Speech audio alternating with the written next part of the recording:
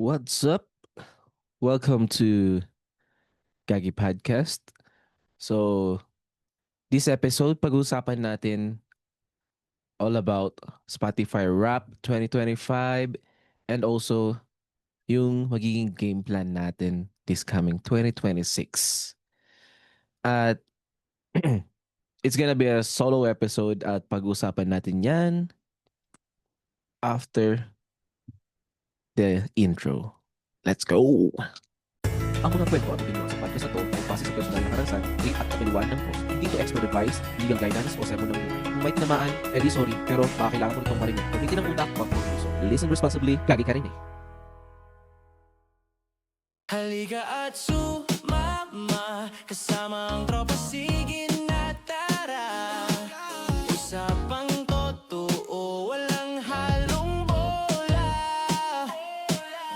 Sa love, sa life, pati sa gulo ng kalsada, dito ang sabaw nagiging kwela. Tawanan lang kahit medyo wala sa ayos. Ay, Gagi Podcast, sama ka sa saya. Tara, sa bawat usap na Gagi Podcast, sa bawat usapan may halong tawanan. Gagi Podcast, dito kulitan. Gagi Podcast, may kabuluhan. Kasama sina Lino sa Toshi, solid ang kwentuhan.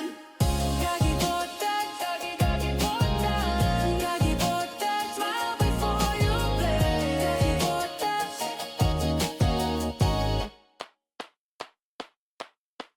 Hello, mga Gagi Natics. Welcome to Gagi Podcast with Linus and Toshi. So, as you see, ako'y mag-isa lang ngayon. It's a solo episode kasi um, plano namin mag-record ni Toshi kaso wala siyang internet again. Namumuro na yung internet nila Toshi ah. Huh. Baka, baka naman, ayusin niyo naman yung internet niyo dyan. So, ayun na nga, mga Gagi Natics. Kamusta kayo? Ito ang pinakaunang recording ko ngayong 2026. Siyempre. Um, Siyempre, kayo, kumusta kayo? Kumusta yung New Year nyo? Kami, okay naman yung New Year ko. Nag-work ako. Nag-work lang. Alam mo naman, pag nasa ibang bansa ka talaga, wala kang time para mag-celebrate ng New Year. At dahil dyan, kailangan mo magtrabaho. Ganun talaga. Depende na lang kung tatapat sa'yo yung day off mo sa New Year, di ba? Day off mo talaga yun. So, Gagi Natics, um, pag-usapan natin ngayon yung nagdaang Spotify Wrap 2025 kasi hindi ko pa natakil yun. Kasi nga may mga recordings nang nangyari. So, ngayon, pag-usapan natin. Alam kong medyo late na mga Gagi Natics, pero try pa rin natin. Edit pa rin natin to. Kasi, kailangan nyo rin naman tong malaman as a listener kung saan na yung Gagi Podcast with Linus and Toshi, right? So, let's go. So, first, yung, eto na, bubuksan na natin yung, ang nakasunod dito is Gagi Podcast with Linus and Toshi. Your 2025 Wrap for Creators is here. So, let's go. Sabi dito, 2025, this was quite the year for you. This year, one episode rose above the rest. So, sabi dito mga Gagi Natics, your 2025 top episode is yung Gagi, Liham at Yossi. May nag-send lang ng letter. Si Babyface Assassin. Uy, shoutout sa'yo, Babyface Assassin. So, nag-send siya sa amin ng letter. And then, inano niya lang yung tungkol sa Yossi. Kaya napag-usapan din namin yung about sa Yossi nung time na yun. Yun. Ang sabi dito ay, played 366% more than your average episode. Actually, nagulat ako dito mga gagi natin kasi as in dahil lang ba kay Babyface Assassin yung ano, yung dahilan kaya siya ba yung kaya nag-send ng letter kaya ganon tumaas pero talagang siya yung pinakamataas wala nang makakabit pa dun wala pang makakabit dun parang ganon and then we're still coding it and then sabi let's talk video sabi dito spoilers alert your fans couldn't look away. So, ang sabi dito, your show was in the top 15% of videos on Spotify. Okay? And then hot takes, love notes, and everything in between. Yun.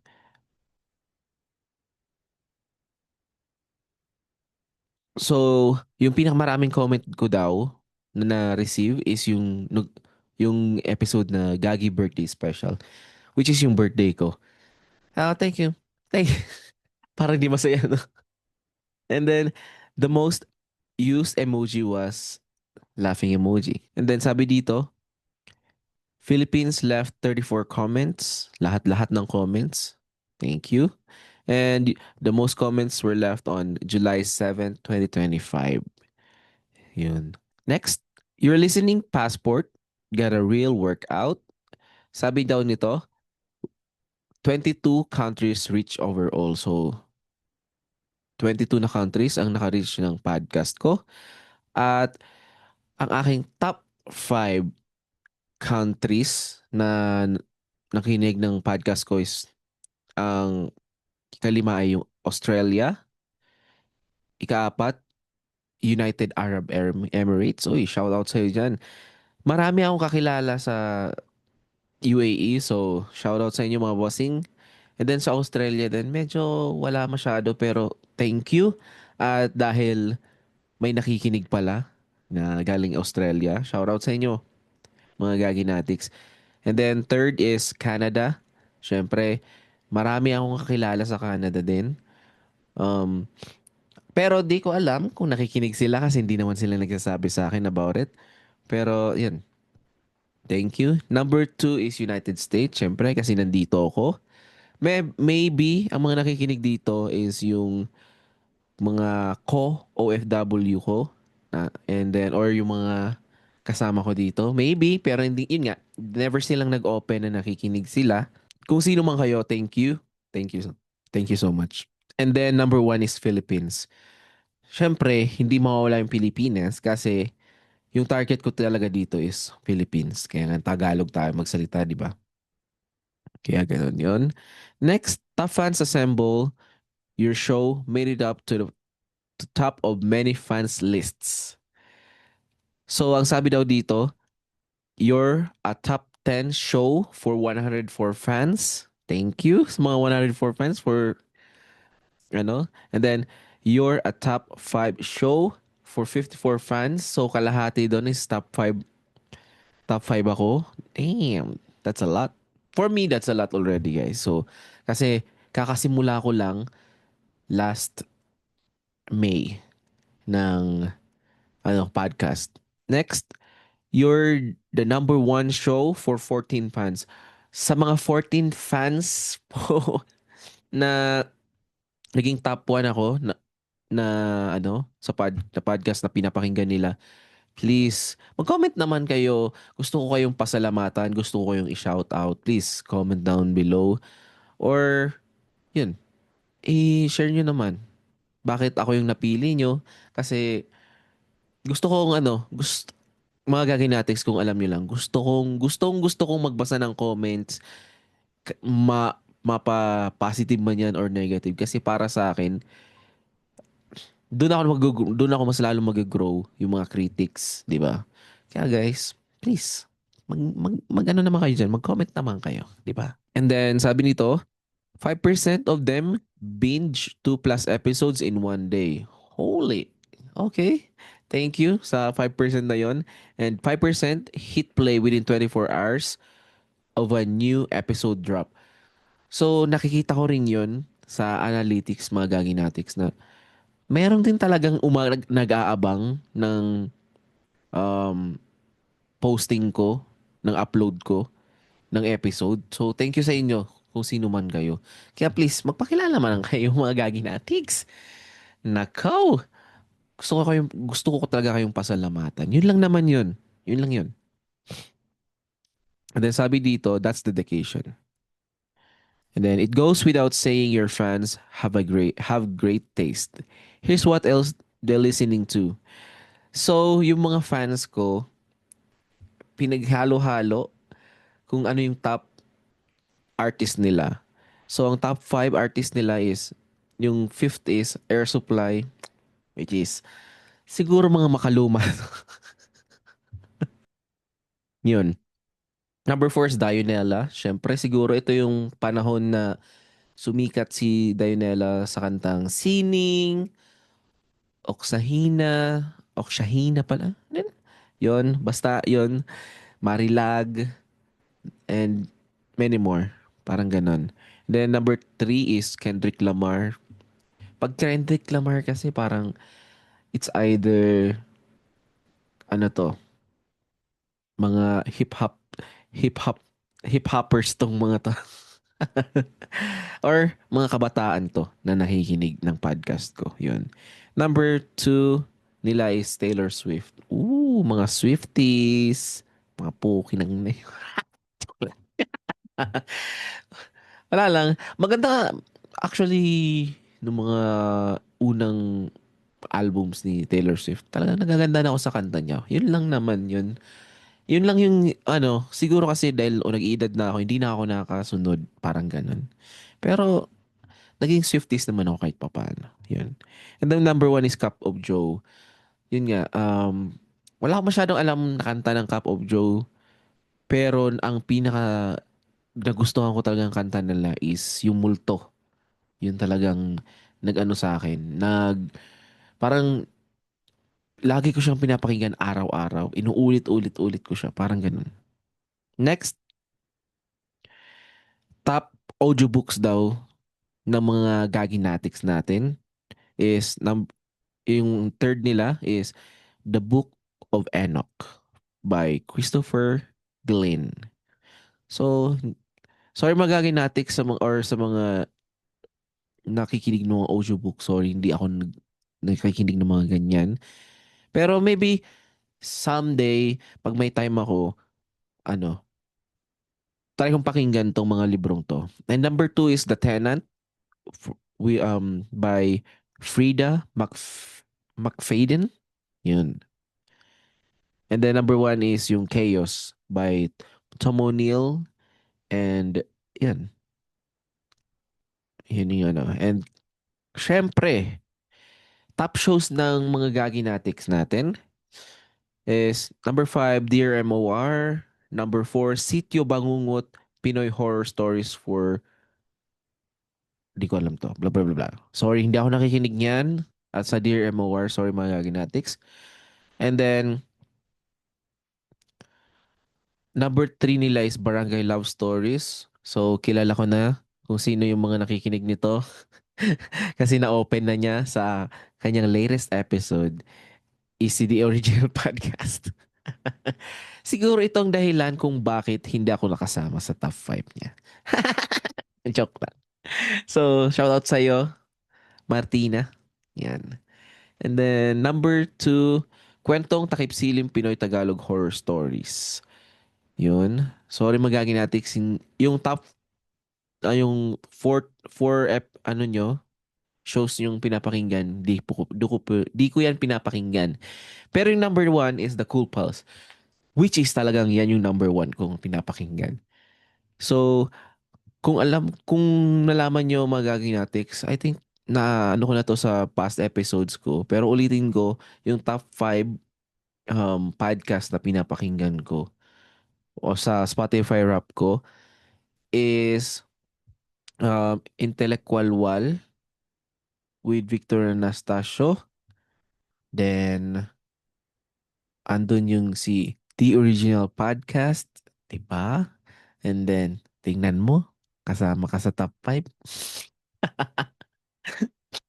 And then next, bago matulog with Red Oliero, yun. Lagi ako nakikinig talaga sa kanila. Lahat na, ewan ko ba, basta number two, syempre, Pinoy Memeology Podcast, di ba? Top two. Sana all. Pero, yun nga, di ko akalain na matatalo ng PMP Boys bago matulog. So, syempre, ganun ako ka-support sa kanila, di ba? And then number one is the Cool Pals. Syempre, um, since uh since nag-start akong makinig ng podcast, sila talaga yung laging number one ano ko, podcast ko na pinapakinggan. So, shoutout sa kanila, 'di ba? Syempre proud na proud ako. And then next, okay, you might want to frame this. Ano kaya to? Hay, boring. Ano kaya pwede pakinggan ngayon? Eh di ano pa nga ba? Podcast. Alam mo ba, naiisip ko, B1. Alam ko naisip mo, B2. Hindi yun eh. Ay, sorry. Doon tayo sa podcast na may kulitan pero may kabuluhan. Ayun, nadali mo, batang bata. Gagi Podcast. Kasama sina Chris, Linus at Toshi. May bagong episode every week sa Spotify at YouTube. Quiz, pengi pang Spotify. A 2025 Instant Hit Show. Yun daw ako. Sabi niya, yun nga, your debut season was more popular than 92% of other new shows. Thank you. And then second one is, at 2025 Talk About Show, you receive more comments than 98% of the other shows. Thank you. So, next, 2025 Most Shared Show. You receive more shares than 96% of other shows. Thank you guys. Thank you sa inyo. So, yun, your Gagi Podcast with Linus and Toshi, your year, your fans, your story, let them in on the win. Yun nga. So, hanggang dito na lang yun. Yung Spotify Rap 2025 na shinare ko na sa inyo. Meron pa ba? Yun. Yun yung sa Gagi Podcast. Ewan kung meron pa akong episode ng ano. Parang wala eh. So, let's talk about my Spotify Rap 2025. Ito na nga. Share ko na. Share ko na sa inyo mga Gagi Natics. Simulan natin yan. So, sabi dito, you listened, we counted. So, sabi dito, you listened for 241.46 minutes. That's 167 days. Nice. So, kasi mga gaginatics, nakikinig talaga ako ng music or podcast. Lalo, ang podcast kasi pag nakikinig ako niyan pag may trabaho ako para nakaka-focus ako sa work or dun sa podcast na pinapakinggan ko. Yung music naman is pag matutulog ako kaya ganito. So naka-play lang siya. Naka-random play lang siya. Sabi dito, tastes like yours can't be defined. But let's try anyway. You listen to 383 genres. Yun. And yung top genres ko, number 5 is R&B, number 4 rock, number 3 Pinoy hip hop, number 2 pop rock, and number 1 is OPM. Syempre, Pinoy tayo eh. Kaya ako talaga gusto ko talaga yung OPM. So support talaga ako. Suporta talaga. So age is just a number, so don't take this personally. Yung listening age ko daw mga Gaginatics is 37 since you were into the music from the early 2000s. You got a decade Decades of Good Taste. Yun ang And you listened to 8,165 songs this year. Ang dami nun. Siyempre, di ko naman ano kung ano mga pinakinggan ko, di ba? But you can guess of your number one. Pinapili ako nung Gaginatics kung ano yung number one ko. Kung Oksihina daw, The Day You Said Goodnight, Marilag, Tensionado, or Kalimutan Ka. I thought it's Kalimutan Ka by Skastakli. Kasi yung kanta ni Skastakli, gustong gusto ko talaga eh. Hindi naman sa nakaka-relate ako, pero yung paggagawa ng kanta niya, ang ganda talaga. So akala ko yun, which is wrong. Ang number one ko pala is yung Marilag by Dionela. Sobrang ganda naman kasi talaga nung kanta ni ano. So your my top songs daw is The Day You Said Goodnight by Hale. Siyempre, idol natin ang Hale. Oxyhina by Dionela. Number 3 ko is Tensionado by Soap Dish. Actually, di ko alam bakit naging top 3 ko yung Tensionado. Actually, sorry naman pero hindi ko naman kasi masyadong favorite ang Soap Dish. Pero yun nga, siguro lagi lang nape-play pag nagpe-play ako ng random music, parang naulit-ulit siya kaya naging top 3. At yung Tensionado ay nakapasok na rin sa mga Spotify rap ko, ano, these past years. Parang ganun. And then number 2 ko is Kalimutan Ka, by Kastakli. And then number 1 is Marilag by Dionela. So yun. And then sabi dito, your top songs, we've made you a playlist. Yun nga, di ko na anin yun. You listened to 59 albums this year. Long live the album. Ang number 1 ko daw na album is yung Langit Mong Bughaw by December Avenue. You listen to it for 2,036 minutes. Yun. So yung top 5 albums ko is yung Romantiko ng Kamikaze. Siyempre, idol ko Kamikaze. Number 4 is Maharot by Kamikaze. Diba? Number 3 is Rarara by Dilaw. Guys, ang ganda ng album ng Dilaw, yung Rarara. Sayang nga hindi siya nag number 1 kasi ang alam ko may time na lagi kong pinapakinggan yung Rarara album ng Dilaw. Kaso late na kasi silang nag-post ng album. So kaya at least third pa rin sila, di ba? Number 2 is Hail by Hail, yun yung title. Andun yung The Day You Said Goodnight nga. And number 1 is yung Langit Mong Mughaw by December Avenue. Sabi dito, you streamed 37,877 minutes of podcast. Good chat. So, 37,000. Alam niyo naman, addict talaga ako sa podcast. Kasi gusto ko laging pinapakinggan yung podcast. Nakaka-relate ako, lalo na yung mga podcast na gusto ko. And my top podcast, alam niyo naman, is The Cool Pals. Ito na yon. You streamed 17,976 minutes and you're a top 2% fan. Diba? Hindi naman ako addict niya na. Kasi may time talaga na magaginatics pag yung Cool Pals, naubusan na ng episode, lalo na yung ibang ano ko rin, yung katulad ng Pinoy Memeology Podcast, pag naubusan na silang episode, lahat ng pinakinggan kong podcast, pag naubusan ng episode, kailangan ulitin ko ulit. Parang ganun. Hanggang sa makapag-upload sila ng panibago. Kaya ganun ang ginagawa ko nun. So, ayun na nga, ulitin ko lang, top 5 podcast ko is The Original Podcast. Number 4 is Intellectual Wall with Victor Anastasio. Number 3 is Bago Matulog with Red Oliero.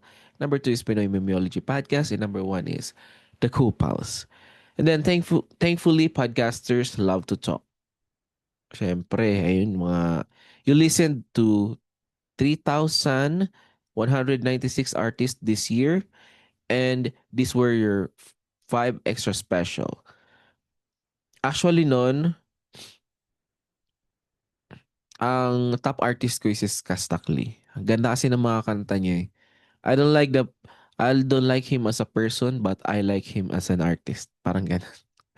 You spent 6,337 minutes with them, and which makes you a top of 0.01% global fan.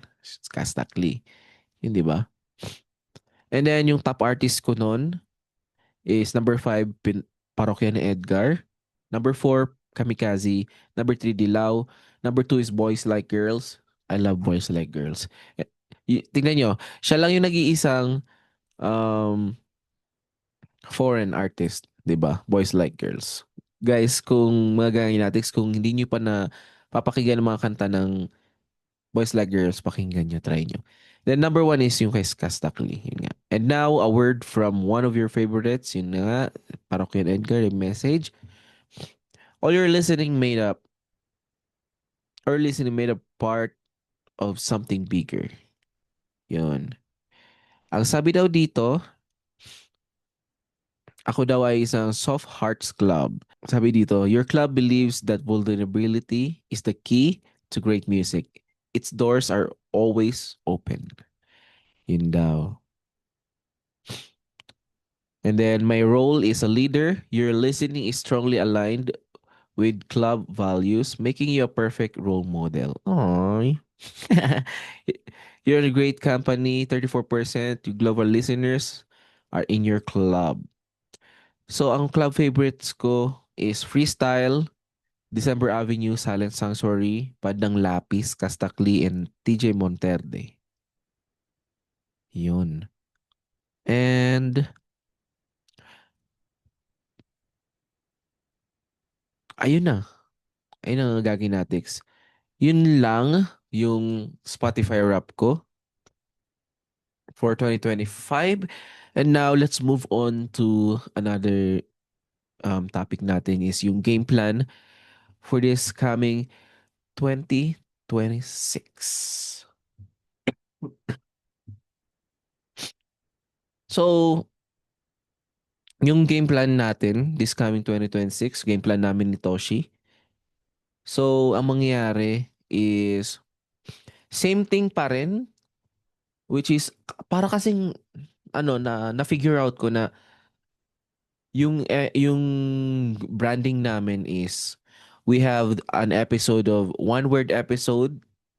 Meron din kaming question episode, yung makikita nyo, yung bakit ang hirap mag-move on, ganon.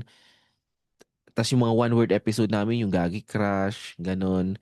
And then, this coming 2026, meron kaming versus episodes pa rin. Yung katulad ng um, yung Holiday Cheer versus Holiday Pressure, parang ganon. So, yung mga ganon, yung mga episodes na yun, i-retain namin.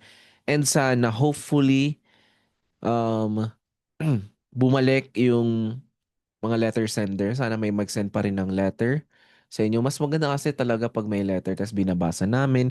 And then, nakaka-relate kami sa story. And then, nagbibigay kami ng comment. Parang ganun.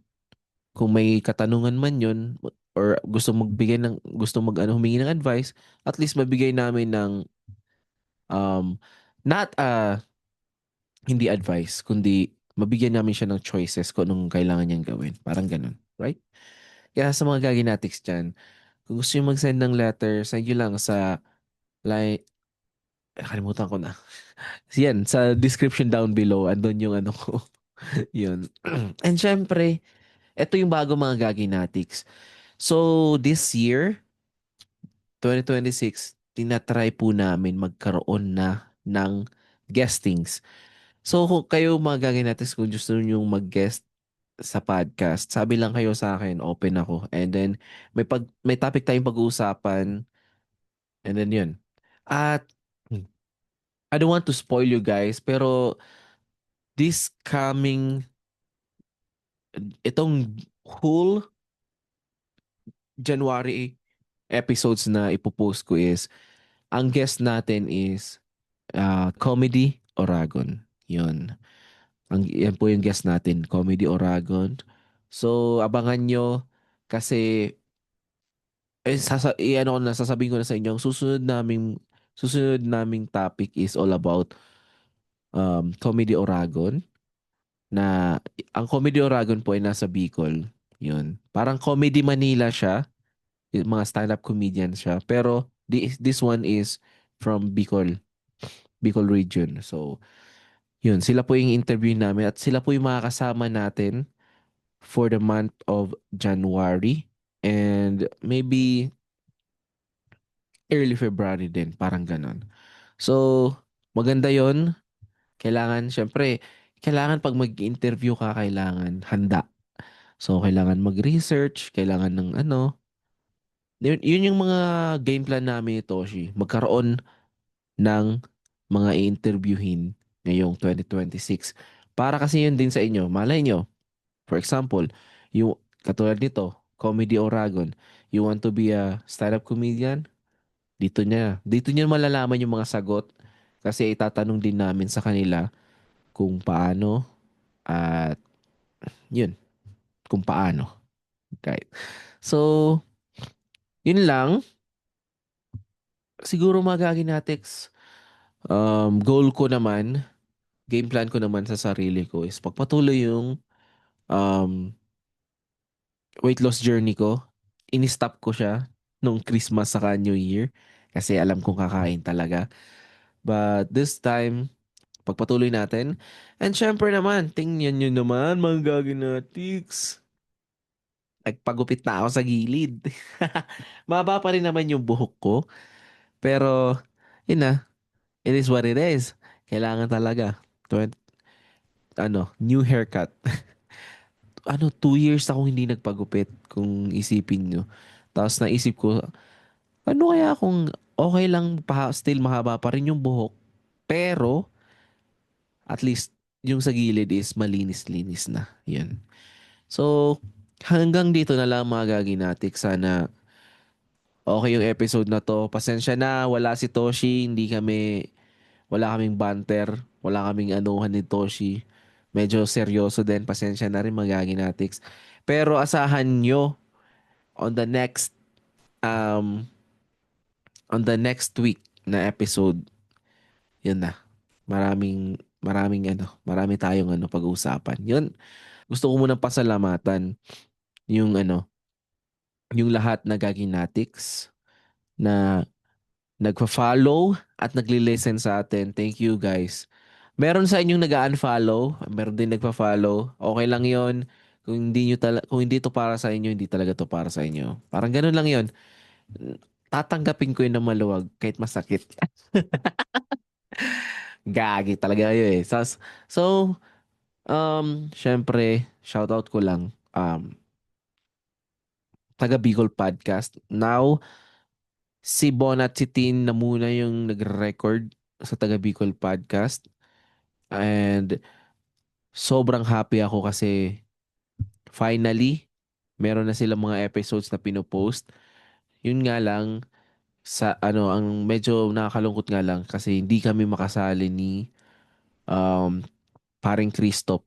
Kasi nga, yung schedule and then may bayad kasi 'di ba yung mga gaginatics, yung Zoom, yung parang Zoom or StreamYard. So, kailangan at least may mag-sponsor. Kaya sa mga gusto mag-sponsor ng mga taga Bicol, mga kanatong natics, please sponsor taga Bicol Podcast para magsama-sama kami ulit na apat, 'di ba, sa pagre-record. Kasi ang ano kaya, ang sarap kaya magsalita ulit ng Bicol and then yung yung line ko doon na si Ramsa na. Bago sa Taga Bicol Podcast. Para ganun. Oh my God. Ang ganda nun. Sana maka-guest ulit. Sana makapag-record ulit as mag-host ulit sa Taga Bicol Podcast. And then, shout out din Pinoy Memology Podcast kay Juan, Cancer PH at Lawrence. Yun. Siyempre. Mm, ngayon yung ngayon dati kasi pag may work lang ako nagkikinig ng podcast, parang sobrang nalilate ako. Pero ngayon, ang ginagawa ko sa Pinoy Memology Podcast, every time na may bago silang upload, kailangan pakinggan ko agad yung upload nila. Parang ganun. Kasi gusto kong mag-comment sa kanila eh, parang ganun. At syempre, huwag nating kalimutan si Tito Phil. Yun, isang member siya ng ano, siya yung nag-boses sa Pinoy Memology Podcast. Yung Chika Mimers! Yun. At syempre, The Original Podcast with Martina. Yun. Shoutout sa'yo, Martina. Sana this 2026 makapag-upload ka pa ng marami. Sobrang ganda. Kung ikaw, di mo lang alam, pero sobrang ganda ng mga episodes mo. Kasi parang super raw. Raw lang talaga yung ano niya. Wala siyang edit-edit. As in, kung ano lang yun na-record niya, ganun lang din. At sana yung mga sinasabi mong lost episodes mo ay may post mo naman kahit papaano, di ba? Yun. So, hanggang dito na lang. Basta mga Gaginatics, keep supporting us ni Toshi. At gagawin namin yung lahat para mas mag-improve pa yung Gagi Podcast. Yun. So, hanggang dito lang guys. Stay safe sa inyo guys. Sayonara. Bye-bye. Gago pa ako. Malamang.